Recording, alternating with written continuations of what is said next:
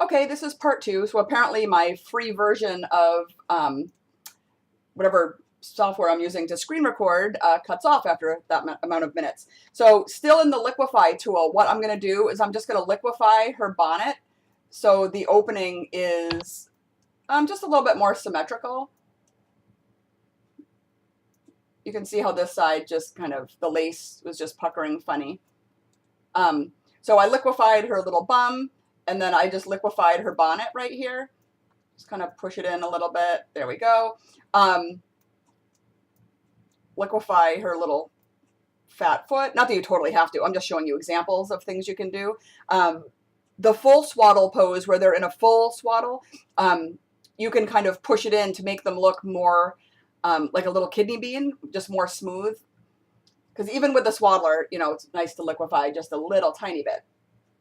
Okay, so you can see how that just made her look. I mean, even fixing the bonnet and fixing her little bum, whatever, just makes it look just more pleasing to the eye, I guess. Okay, so now, let's see. I guess I'm going to leave that line for now. Well, no, let's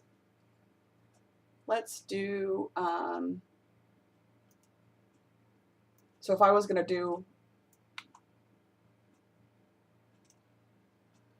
another little background extend, and I know it doesn't look perfect, but we're gonna take care of that anyway. I'm gonna use the patch tool on this big, oh my gosh, or not. For some reason my clicker is being obnoxious. Okay, you can see how the patch tool just did something awesome there.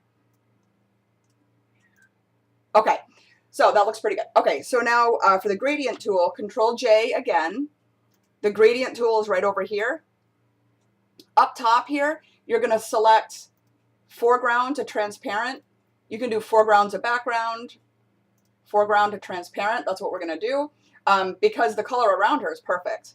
Then you're going to click on the foreground color, and I usually select something close to the baby, close to the baby's back, I should say. Then you are going to drag and drop. Make sure you're on a duplicate layer. You're going to drag and drop from that corner, drag and drop from that corner, maybe drag and drop down. Let's see, I'm going to lower the opacity because I don't want to lose too much of the blanket, and then I'll go up from each side like that. Okay, so I'm sure that I got some on her, on baby, so I'm going to do a mask down here, get the black paintbrush. X is the one that toggles down here between black and white, so I want the black one. And then I don't want it too soft or else it's gonna bleed. But okay, so you see how I was pretty sloppy there. So I did get some color on her.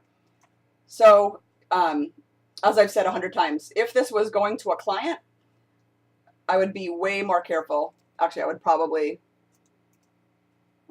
zoom in and then really, you know, get every detail here.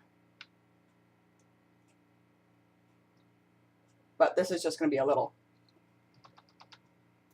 quick one, and my timer is going to run out again. I'm sure.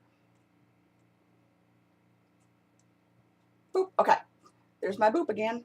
Okay, so lower that. Okay, so we're going to leave that as is, and you can also lower the opacity of the gradient. Let me see. Yeah, see how it just kind of makes it a little bit more just pleasing to the eye. I'm going to lower it just a little bit more. All right. So the only other two things I did, which I don't want to bore you with, we can do another tutorial, or Jenny can, because this is her expertise, is I would get rid of the little pink in her toe, in her foot, in her toes. I would make them less pink, and I would probably run portraiture on a very low opacity. Not that she even needs it, oh my gosh. And then I might darken her eyelashes just a little bit.